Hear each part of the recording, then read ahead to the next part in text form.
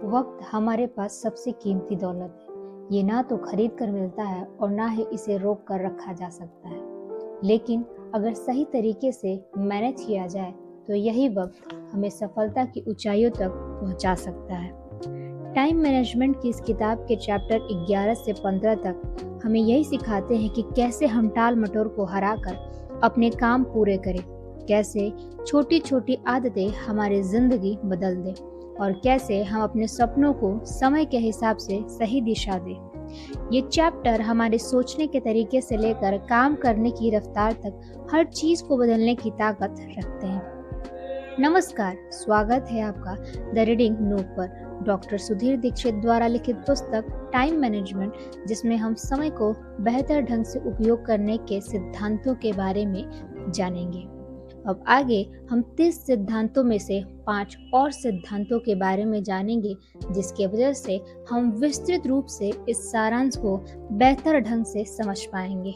आइए जानते हैं समय के सर्वश्रेष्ठ 30 सिद्धांत में से प्रमुख 5 सिद्धांत। 11 कर्म में जुट जाएं, 12 अपनी कार्य क्षमता बढ़ाएं, 13 डेडलाइन तय करें, 14 समय खरीदना सीखें और 15 भावी लाभ के लिए वर्तमान में त्याग करें। अब हम इसे विस्तृत रूप से समझते हैं। 11 कर्म में जुट जाएं। हम सब जानते हैं कि बिना मेहनत किए जीवन में कुछ नहीं मिलता, परंतु आश्चर्यजनक बात यह है कि इसके बावजूद भी हम मेहनत से जी चुराते हैं, काम को टालते रहते हैं, मूड ना होने का बहाना करते हैं, समय या संसाधन की कमी का तर्क देते हैं, यानी काम करने के अलावा सब कुछ करते हैं। इस संदर्भ में तुलसीदास के इस दोहे को याद रखें, सकल पदार्थ है जगमाही, कर्म ही निरपावत नहीं।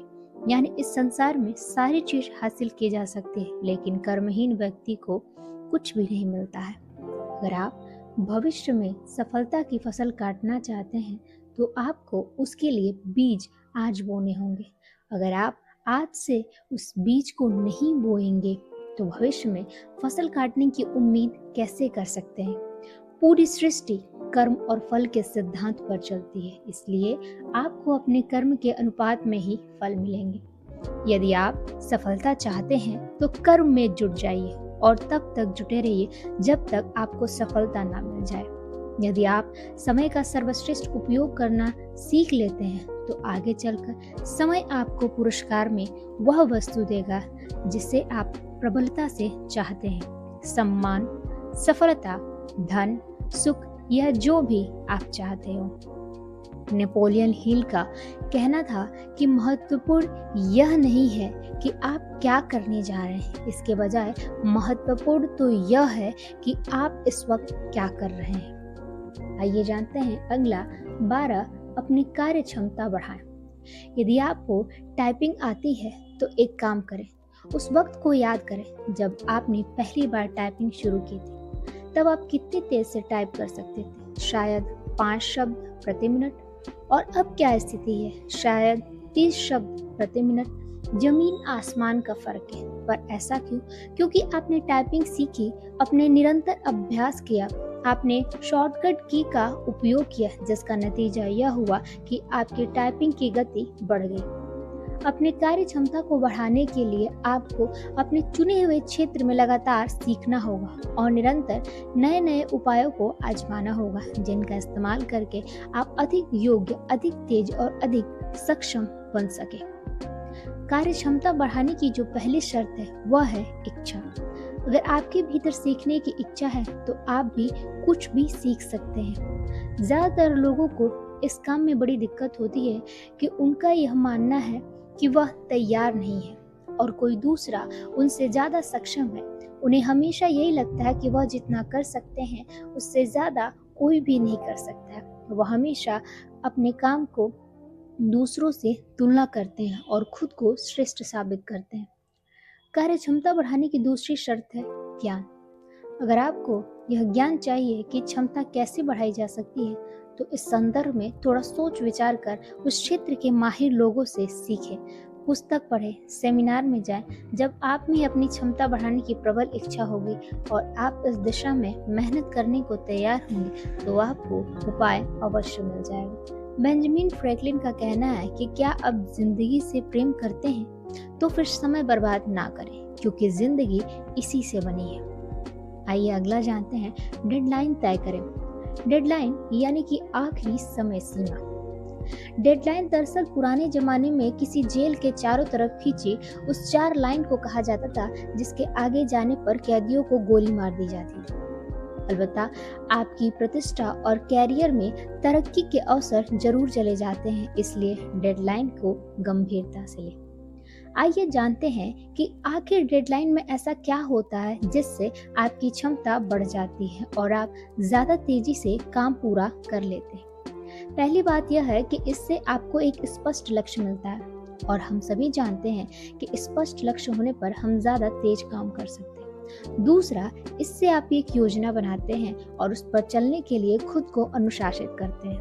और तीसरे, डेडलाइन उसका आपके दिमाग को केंद्रित करने पर असर पड़ता है, जिससे आप उस समय सीमा में पूरा करने के नए नए तरीके सोच सकते हैं। आपने खुद अपने जीवन में महसूस किया होगा कि जब आपको डेडलाइन दी जाती है कि यह काम अमुक समय तक हो जाना चाहिए, तो आपकी हर इंद्रिय सक्रिय हो जाती है, आपके भीतर एड्रेनलिन का स्राव होता है और आपका आलस भाग जाता है। आप सक्रिय हो जाते हैं और पूरा ध्यान केंद्रित करके काम में जुट जाते हैं। आप जानते हैं कि अगर वह काम समय पर नहीं निपटा तो आफत आ जाएगी, इसलिए आप सुबह थोड़ी जल्दी उठते हैं, पूरी एकाग्रता से काम करते हैं और देर रात तक काम करते हैं। कम सोते हैं, कम समय बर्बाद करते हैं और आखिरकार उस काम को समय से पूरा कर देते हैं। जॉस बिलिंग्स का मानना था कि समय भी धन जैसा होता है, यह हमारे पास जितना कम होता है हम इसका इस्तेमाल उतना ही ज्यादा किफायत से करते हैं। आइए जानते हैं अगला 14, समय खरीदना सीखें। आपके लिए कौन सी चीज ज्यादा महत्वपूर्ण है, समय या धन? हमें कमेंट करके जरूर बताइएगा। आप इन दोनों में से किसे बढ़ाने की ज्यादा कोशिश करते हैं? यदि आप समय के बजाय पैसे बचाने की कोशिश करते हैं तो इसका मतलब यह है कि आप अपने समय को ज्यादा महत्व नहीं देते। दूसरी ओर, जो लोग समय को ज्यादा महत्वपूर्ण मानते हैं वह समय बढ़ाने के लिए बहुत कोशिश करते हैं। एक तरह से कहा जाए तो वह समय को खरीद लेते हैं। आत्मनिर्भर लोगों को समय खरीदने में बड़ी दिक्कत होती है, क्योंकि वे हर काम खुद करना चाहते हैं। लोगों को भी इसमें समस्या आती है, वह पैसे बचाने के चक्कर में खुद ही छोटे छोटे काम करना चाहते हैं, भले इस चक्कर में उनके बड़े और ज्यादा महत्वपूर्ण काम ना हो पाए। इसका एक रोचक उदाहरण, क्या आपने कभी सोचा है कि साड़ी की दुकान पर पुरुष मोल भाव क्यों नहीं करते और महिला 1 घंटे तक मोल भाव क्यों करती है? वैसे तो इसके कई कारण हो सकते हैं, लेकिन इसका प्रमुख कारण है समय की कमी। पुरुष उतना वक्त नहीं देते हैं, वो ज्यादा व्यस्त रहते हैं, जबकि महिला तुलनात्मक रूप से फुर्सत में होती हैं। एक बार फिर से वही हिसाब लगा लें, अगर आपके 1 घंटे का मूल्य 100 रुपए और 1 घंटे का मोल भाव के बाद आप दुकानदार से 20 रुपए कम करवाने में कामयाब हो जाते हैं तो आप दरअसल घाटे में रहते हैं। वास्तव में आपको 20 रुपए का फायदा नहीं बल्कि 80 रुपए का नुकसान हुआ है। जिम रॉन का मानना है कि समय धन से अधिक मूल्यवान है। आप अधिक धन तो पा सकते हैं, लेकिन अधिक समय कभी नहीं पा सकते। आइए अगला जानते हैं 15, भावी लाभ के लिए वर्तमान में त्याग करें। चार्ल्स ई हमेल का कहना था कि हमारी दुविधा समय की कमी से ज्यादा गहरी यह है कि प्राथमिकताएं तय करने की समस्या क्या है। हमें इस बात का एहसास होता है कि हमने भी काम नहीं किया और जो हमें करना चाहिए था वह कर दिया और जो नहीं करना चाहिए था वह नहीं कर पाए। समय के मामले में हम सभी के पास विकल्प होता है।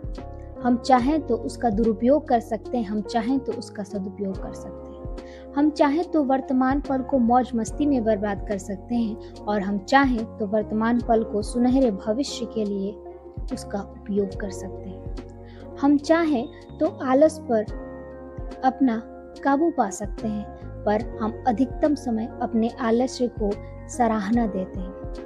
अगर हम चाहें तो कर्मठता से अपना अधिकतम काम करके अपने समय का बेहतर निवेश कर सकते हैं। हर सफल व्यक्ति अपने भावी जीवन को बेहतर बनाने के लिए वर्तमान समय का निवेश करता है। उदाहरण स्वरूप, एक विद्यार्थी परीक्षा करीब आने पर भी घंटों तक टीवी देखता है और दूसरा विद्यार्थी यह सोचता है कि इस समय पढ़ने से परीक्षा में ज़्यादा अच्छे ग्रेड मिलेंगे, इसलिए वह टीवी ना देखकर पढ़ाई में जुट जाता है। दरअसल हम सभी के पास एक दिन में 24 घंटे का समय होता है, चाहे वह मुकेश अंबानी के पास हो या फिर छगनलाल के पास हो। अहम सवाल तो यह है कि आप उस समय में क्या करने का विकल्प चुनते हैं। यह इस बात से तय होता है कि आपके लिए क्या महत्वपूर्ण है, क्षणिक सुख या भावी सफलता। एक सेल्समैन के क्षणिक सुख के लिए टीवी पर क्रिकेट मैच देखना होता है, जबकि दूसरा सेल्समैन के लिए भविष्य का दीर्घकालिक आनंद महत्वपूर्ण होता है। इसलिए यह वर्तमान समय का जमकर दोहन करता है। आपका भविष्य इस बात पर निर्भर करता है कि आप कौन सा विकल्प चुनते हैं। आखिरकार टाइम मैनेजमेंट सिर्फ घड़ी देखने का खेल नहीं है, बल्कि ये हमारी सोच और जीवन जीने का तरीका है। चैप्टर 11 से 15 ने हमें सिखाया है कि कैसे छोटे छोटे बदलाव बड़े नतीजे ला सकते हैं। याद रखिए, समय हमेशा उड़ता है। सवाल ये है कि क्या हम उस उड़ते वक्त के साथ अपनी मंजिल तक पहुंच रहे हैं या नहीं। आज ही से समय को अपनी मुट्ठी में लीजिए, वरना वक्त आपको अपनी मुट्ठी में ले लेगा। अगर आपको ये वीडियो पसंद आया हो तो लाइक, शेयर और सब्सक्राइब करना मत भूलिएगा, क्योंकि आने वाले चैप्टर्स में हम और भी दमदार राज खोलने वाले हैं। द रीडिंग नूक, जहाँ किताबें बोलती हैं और जिंदगी बदलती हैं। मिलते हैं अगले वीडियो में। धन्यवाद।